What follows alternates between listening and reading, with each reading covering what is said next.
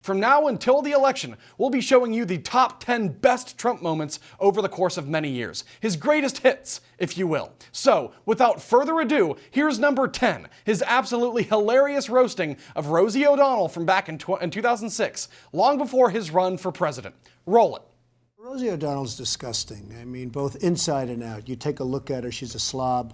She talks like a truck driver. Rosie attacked me personally because I was very happy when her talk show failed. The other thing that failed, and this was a real monster, and everybody was suing her, was her magazine. Her magazine called Rosie was a total disaster. So I loved it. I gloat over it. I think it's wonderful because I like to see bad people fail. Rosie failed.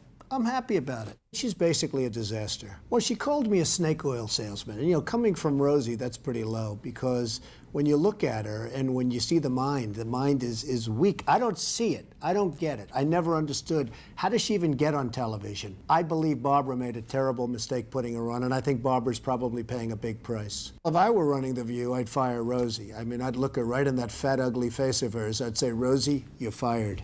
We're all a little chubby, but Rosie's just worse than most of us. But it's not the chubbiness. Rosie is a very unattractive person, both inside and out. Rosie's a person that's very lucky to have her girlfriend.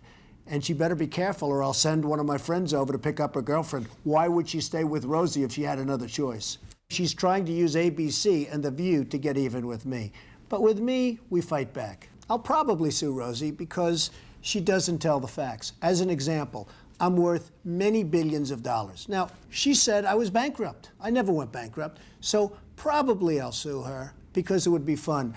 I'd like to take some money out of her fat ass pockets. I actually think they ought to look at her whole life and see where she's coming from because I think she's got some very deep-seated problems. Perhaps it should be Rosie that goes to rehab. Rosie is a loser. Classic. Just classic.